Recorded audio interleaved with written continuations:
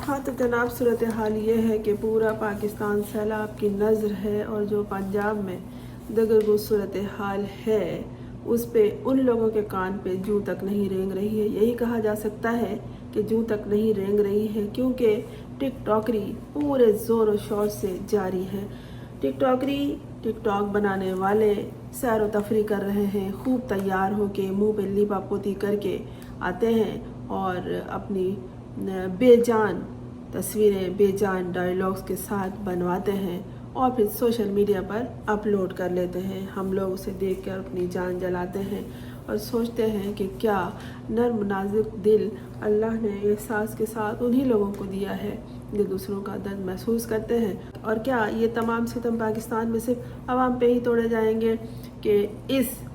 मौके पर, इस दर्दनाक सूरत हाल में कोई तैयार होकर आए और टिकटॉक बनाकर, अपनी वीडियोस बनाकर, फुटेज बनाकर सोशल मीडिया को दिखाए, छुपा के भी नहीं रखे अपने पास के बाद में हम किसी और मौके पर इसे जारी करेंगे, बल्कि फौरी तौर पर जारी कर देते हैं। ऐसा लगता है कि मुकाबला हो रहा है। एक डीसी साहब ने हद कर दी। हद क्या कर दी कि शर्ट पैंट और उस पर टाई बांधकर और साथ कैप लगाकर आए और ऐसी तस्वीर बनवाई उन्होंने, कभी बैठकर कभी खड़े होकर। और अब तो दरिया के किनारे जाने की ज़रूरत नहीं है, पूरा पंजाब दरिया बना हुआ है और वहाँ पर कश्तियों में घूम रहे हैं, सैर सपाटे हो रहे हैं, सैर व तफरी हो रही है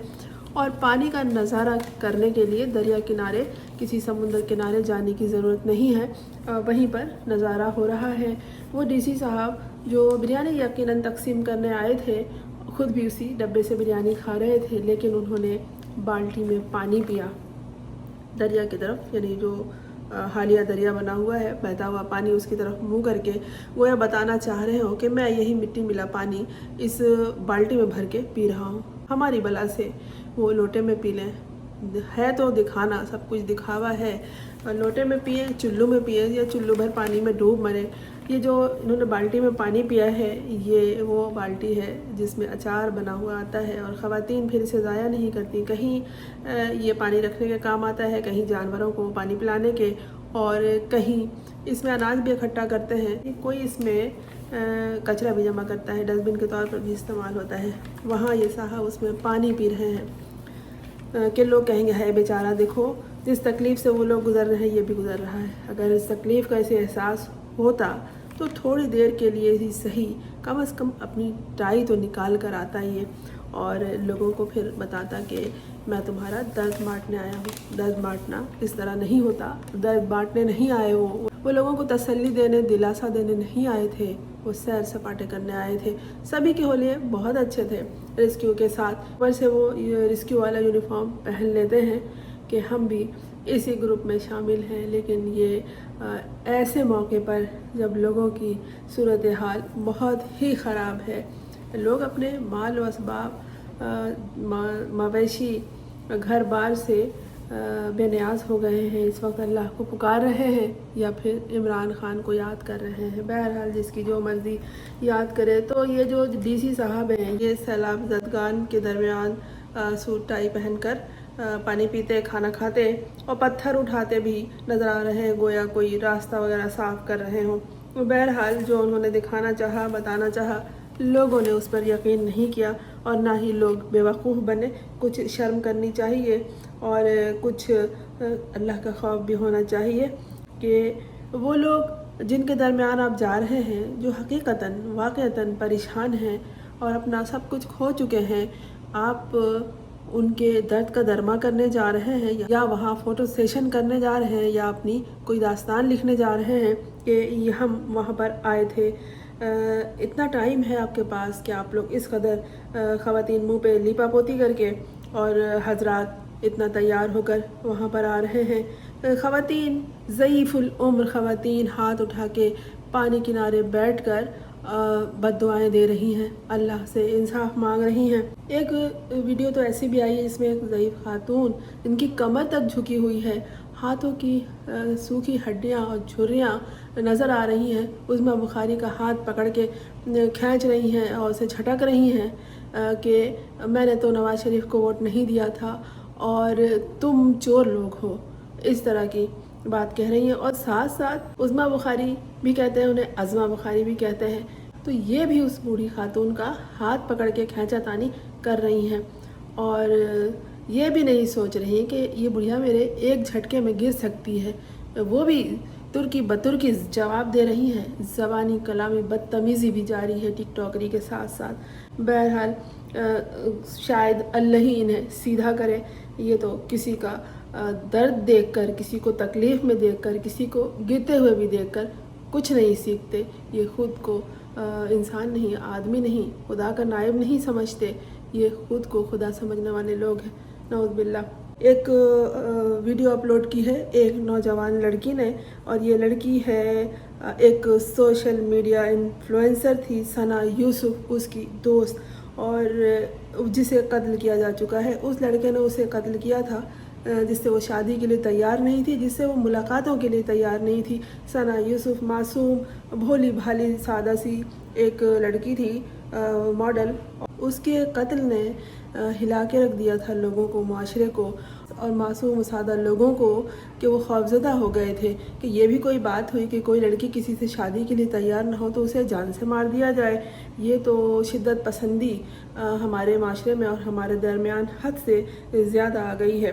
اچھا، اس لڑکی نے یہ بتایا ہے، باقاعدہ اس نے اپنے انسٹاگرام پہ ایک پوسٹ ڈالی، ایک ویڈیو ڈالی ہے اپنی، اور اس میں بتایا ہے کہ میں ثنا یوسف کی دوست ہوں۔ ثنا یوسف کو جس طرح ہراسانی کے بعد قتل کر دیا گیا، اسی طرح میرے بھی پیچھے ایک لڑکا لگا ہوا ہے، اور یہ مجھے ہراساں کرتا ہے، میرا تعاقب کرتا ہے، میرے گھر میں گھس جاتا ہے۔ ثنا یوسف خاموش رہ گئی تھی، میں خاموش نہیں رہوں گی، اس لیے کہ وہ قتل ہو چکی ہے، میں زندہ رہنا چاہتی ہوں۔ اس لڑکے نے ثنا یوسف کے گھر میں گھس کے اس کی جان لے لی تھی، تو یہ بھی میرے گھر میں گھس چکا ہے، اور اس نے ایک بڑی خوفناک ویڈیو بھی، بلکہ CCTV فوٹیج ہے وہ، جو اس کے گھر کے باہر لگی ہوئی تھی، وہ اپلوڈ کی ہے، جسے دیکھ کر حیرت ہوتی ہے کہ اس کے بعد تو فوری طور پر اس لڑکے کو گرفتار ہو جانا چاہیے۔ ثنا یوسف کا قاتل اس وقت سلاخوں کے پیچھے ہے اور مقدمہ عدالت میں زیر سماعت ہے، لیکن ثنا یوسف اس دنیا میں نہیں ہے، اور ایسے واقعات آئے دن ہوتے ہیں، چھپا لیا جاتا ہے اسے، اور بیچارے سیدھے سادے لوگ ہوتے ہیں، وہ بس ہماری بچی دنیا سے چلی گئی ہے کہہ کر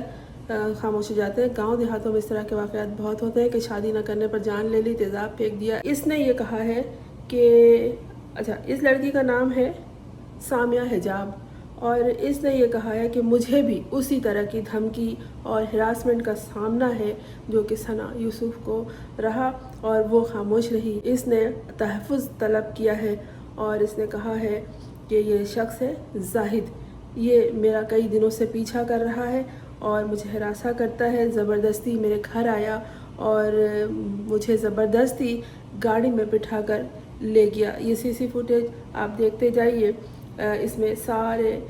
جو حالات ہیں جو اس کے ساتھ پیش آئے وہ اس میں نظر آ رہے ہیں۔ سامیہ حجاب نے حوصلے ہمت سے کام لیا اور چپ رہنے کے بجائے وہ انصاف طلب کرنے لگی ہے، اور اس نے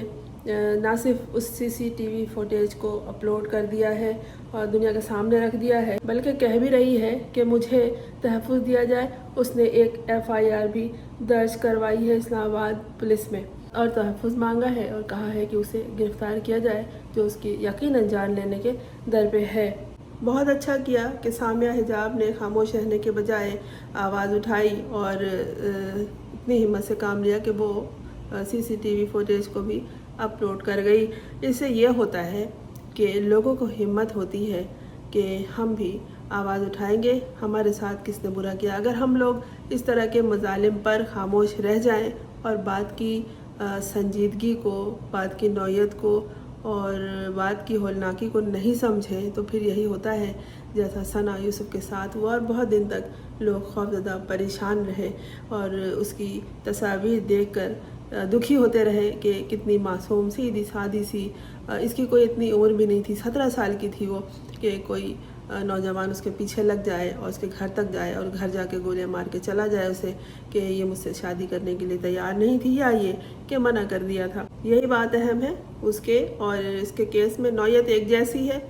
ثنا یوسف دنیا سے جا چکی ہے، خاموش رہنے کی وجہ سے اس نے کسی کو یہ بات نہیں بتائی تھی، اور سامیہ نے ہمت کی ہے اور بتا دیا ہے کہ اسے تحفظ بھی چاہیے اور اس شخص سے چھٹکارا بھی چاہیے اور اس کی سزا کا بھی مطالبہ کیا ہے۔ اب آپ CCTV فوٹوز میں دیکھ چکے ہیں کہ وہ کس طرح اس کو گھسیٹ کر